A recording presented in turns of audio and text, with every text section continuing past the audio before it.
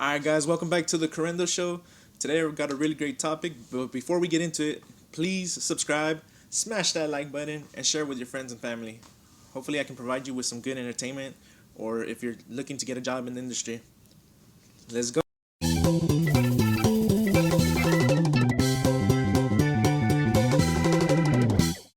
So, first, let's talk about actually getting the job. How did I get it? First of all, this place is located, in Beverly Hills. So, it's a very famous, big scene, lots of celebrities, lots of high performance people there. But I was working at this restaurant, and this Mexican food restaurant, and I met a bartender there. He was really cool with me, and eventually, he put in a word for me, gave me a recommendation, and so now we're going into the interview. Man, so I showed up for the interview. I don't know, I think 20, 21, I remember. And man, looking back at it, I wouldn't. If it was me and I was interviewing myself, I wouldn't hire myself. I mean, to be honest, it just seemed like I did not give a fuck.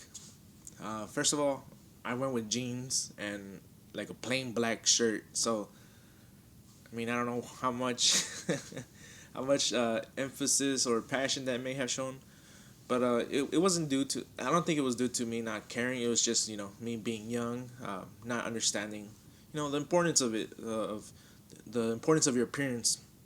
Something that I've been working on recently. Because before I just you know my mentality has always been like I don't give a crap about your opinion, but you know what you project. It is important, especially if you want to accomplish things. It's part of the rules of society, especially with the elites. You gotta look good. You got not just feel good, but you gotta look good. But going back to the interview, yeah, guys. So I show up to the interview, like I said, black shirt, jeans, and the manager. She was super cool, man. Like I said, I wouldn't have hired myself, but my friend, shout out to Tony, he gave me a good recommendation, and you know I've always had the work ethic. I always put in the work. That's never been an issue. Like I said, the only issue was my presentation, my appearance. But I worked on that, and I remember the manager, she hired me on the spot, and I was just surprised, man. Like I was wow, this is crazy. And this is right after the couple years after the Great Recession. I think it was like 2010, 2011. I don't remember like exactly the right year, but you know, still the economy was still recovering at that time. So I was really stoked, and I was coming straight out of high school. I was in college.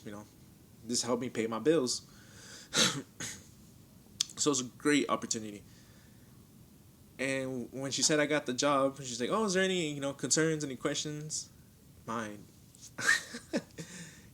I had recently gotten a what was it I want to say a speeding ticket or some sort of infraction, and I without even thinking about it, I tell my manager, "Oh well, yeah, I mean, I just got to show up to court in this date. I mean, is that gonna be an issue?"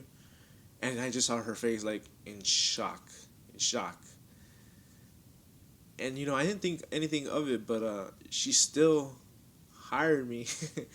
And then later on, like once I showed up, for work, and I was like perhaps maybe a month after, I was like, I'm going back, looking back at what I said, and like, my court thing, it was just for a speeding ticket, for an infraction. It was nothing major, and she just had this major like relief, like, oh, thank God I didn't make some huge mistake, some worse decision or something, right?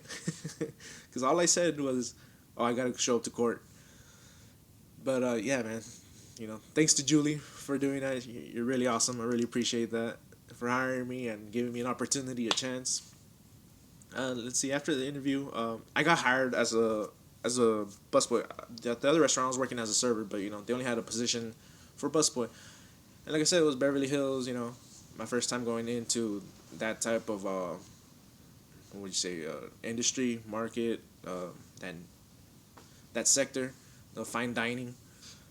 I've always worked in a restaurant, but I never worked, in fine dining. So I get hired as a busboy, and man, it, it it was crazy the first couple of days because you gotta learn the whole system, the all the tables. You gotta memorize the tables. You gotta serve the water as soon as the guests get there. And the coolest thing I learned, thanks to Oscar, give me a shout out to everybody who helped me out. Thanks to Oscar, I was able to carry like, no joke, at least like 15 plates. So I don't I can't do it right now, but let's see if I can do something.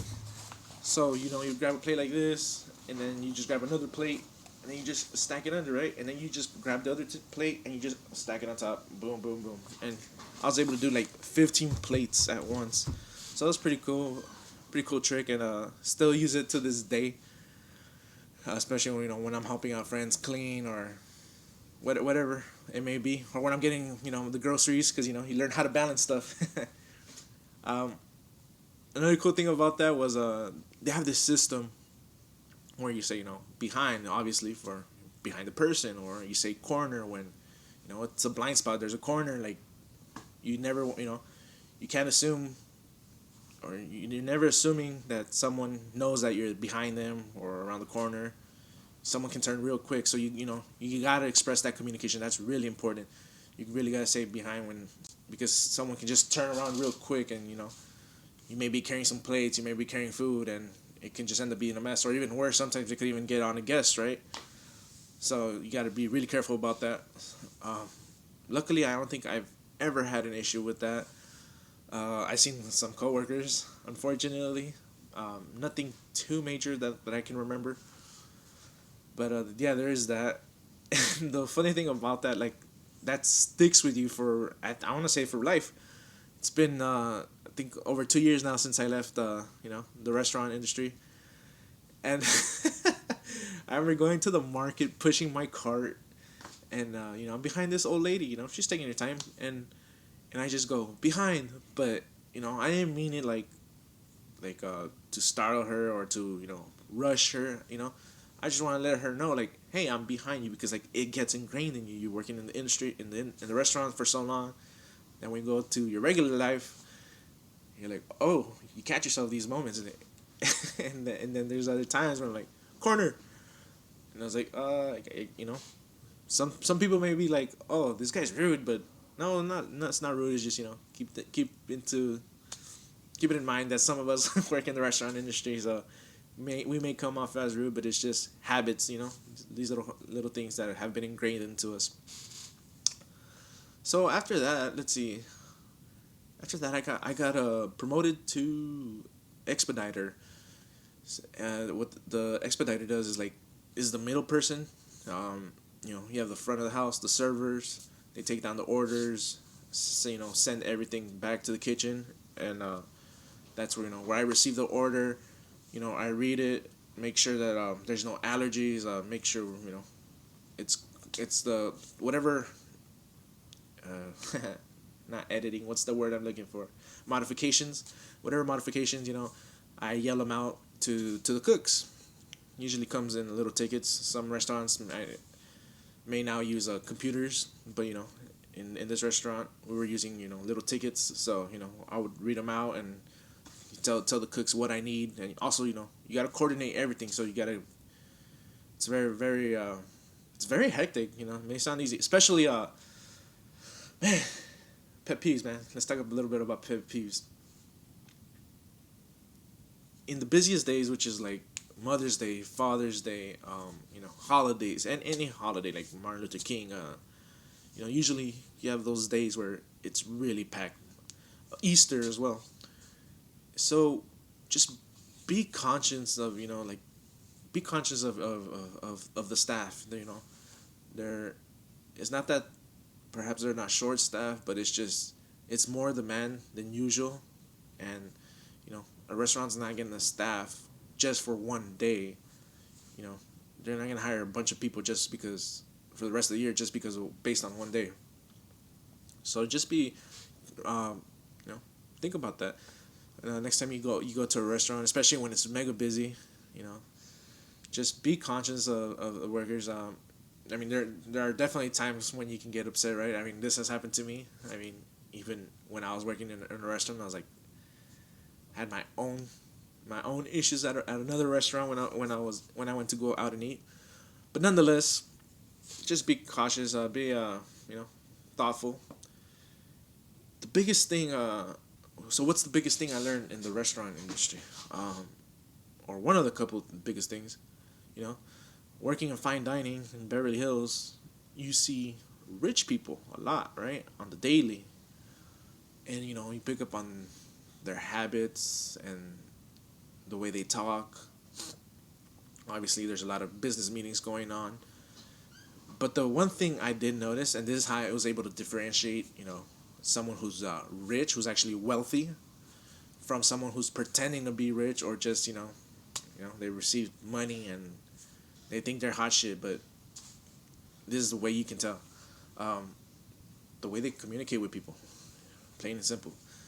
If you treat a person good, that's a good indicator, you know, that especially like in the fine dining, if they treat people with respect, they no matter who they are, you know, whether it be a server, busser, the parking attendant, you know, whatever, they treat everybody with respect, you know.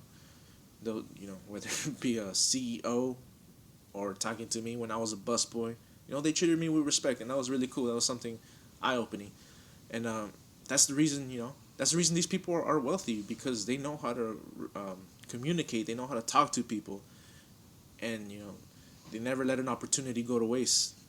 You know, right now I may have been a buster at the time, but you know, in the future, 15, 20 years from now, I may be a business partner with them somehow, some way. You just never take that for granted, and that was really cool.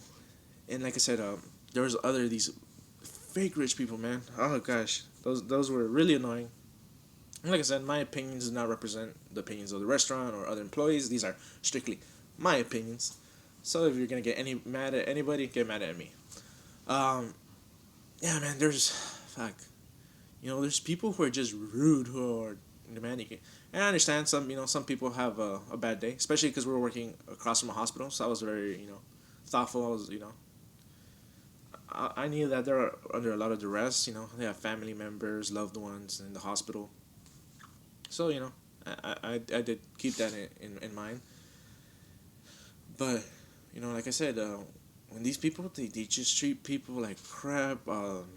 They have this idea from seeing TV, perhaps, that this is how a rich person is supposed to act. They're supposed to act, you know, snobby. They're you know, think they're better than other people. But no, like a wealthy person, a good leader, they they are part of society. They don't think they're above it. So that's something I really picked up on real quick. Uh, Celebrity stories, man. Shout out to Marlon Wayans. On my first day, I see Marlon Wayans from, you know, you may know him from Scary Movie. I think he was also G.I. Joe. You know, very funny dude. That, don't, what's that? Don't drink your juice in South Central, something like that. You know, the Wayans brothers, y'all know him. Well, anyway, Marlon Wayans, he comes into the restaurant, and I was like, "Hey, sir, how can I help you? Is there anything else I can get for you?" He was a regular. He was a regular. Come in like every week, and you know, there I go, and I was like, "Hey, hey, Marlon," or I don't call him Marlon, but like, "Hey, sir, how can I help you?" It was, "Let me get some Louisiana sauce." I mean, you know, I didn't grow up poor, but I we never really went out to restaurants. If we ever did, it was like a hometown buffet, right?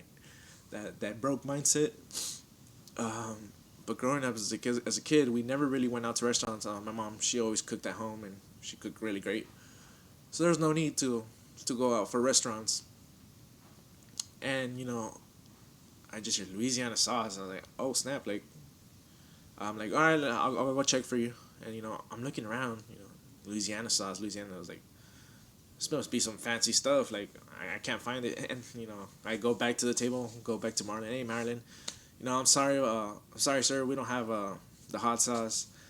Is there anything else I can get for you? We have Cholula, things like that. And he's like, no, no, man, I'm good, I'm good. And then I go to the bag, I Googled it. I was like, man, how much is a Louisiana's hot sauce? It must be expensive or something. We don't have it here. I end up finding out that Louisiana's like one of the cheapest hot sauces out there. I think it was like 70 cents a bottle. And this guy's busting my balls. Like I said, he was a regular, so maybe he's like, oh, this guy's new. So yeah, Marlon, man, dude, I'll get you back one day, bro. Uh, Danny DeVito. We had Danny DeVito come into the restaurant once, and he would always ask for nutritional yeast, and we do not have that at the restaurant. Nutritional yeast. So we end up getting this nutritional yeast, because like I said, he was also a regular. Danny DeVito was a regular. He would come often and ask for it, and we would never have it. So eventually, we get this little jar. We end up buying the nutritional yeast. We get this little jar, and I put this label, Danny DeVito's nutritional yeast, or one of the managers. I think it was one of the managers. He put Danny DeVito's nutritional yeast, but I was the one to take it out. I was the one who had the balls to play be a little playful with the customer, and I have this Danny DeVito's nutritional yeast in this little container with the label on it, which has his name and everything. And I drop it off at his table, and I was like, what did I say? Something around like, we've had this jar waiting for you for a while now. It's been sad, and he just starts cracking up. It's not funny. I'm not setting it up the right way, but trust me, guys, it was a good little laugh between us. But yeah, man. I mean, celebrities. You have all kinds of celebrities. Taylor Swift, she came in. I never been really like. I never saw her as pretty, or yes, pretty, right? I just thought like just another person. But when I saw her, in life, in person, she was tall, and she's a really beautiful girl. I was like, oh wow, never seen Taylor like the pictures. I guess don't do her justice. Is the best way I can explain it. But she's really really pretty girl. She's really nice too. She was really a sweetheart. So that was the cool part. We had some celebrities that were jerks, but I won't speak on them. I mean, sadly, there's people like that. They're miserable, not cool. We also had Beto O'Rourke. He was running for governor of Texas, and I was able to take a couple pictures with him, have a short talk. It was really cool. He was really willing to take pictures with the staff and everything. This is while he was running for president too. So that was a really highlight. That was an awesome moment. And like I said, man, I had all these wonderful memories working at the restaurant. It was really cool. Great people. I was really quiet back then too. Like I said, it's something I had an issue with, being shy or whatnot. If you don't know how to talk shit and you want to learn how to talk shit, work at a restaurant, especially like in the kitchen. Oh my god, just people fucking attacking each other, and not in a mean way, like in a playful way. So if perhaps if you want to be a comedian, I would suggest work in the kitchen, man. Like you just gotta be quick with your mind, cause man, those guys they don't let nothing go. And like I said, they're working in the kitchen. They're in the same place right there, 8 hours a day. They're not walking around like the servers and stuff. So they gotta keep their mind stimulated. They gotta throw some jokes, and that's the way they do it. So it was really cool. The best story from working in the industry was for the lack of better words, it was this crazy person. I'm not a doctor. I'm not gonna diagnose them or say what's their mental disorder. So for lack of words, I just say crazy or mental disorder. I don't know. It sounds harsh to me when I say it like that. But yeah, this individual, she was at the restaurant by herself, eating, and then she actually orders two dishes, one for herself and one for someone across the table, and we're like, okay, where's the other person? we eventually find out she came by herself, and she's, talking to herself, talking to this imaginary person, this invisible person that we can't see. But the really cool part about this story was, so she's there for 15, 20 minutes, having a full conversation, man. Like, it's crazy. Like, she was having a full conversation with this other individual in her head. I wasn't there, and eventually she gets up and shouts, and we're like, oh shit, like, here we go, like, we're gonna have to kick her out or something, right? And she demands attention. She's like, excuse me, I want to propose. And then she gets on her knee, and she asks, will you marry me? And then there's this awkward pause, and eventually she gets back up, and she's like, we're all looking, and she said yes.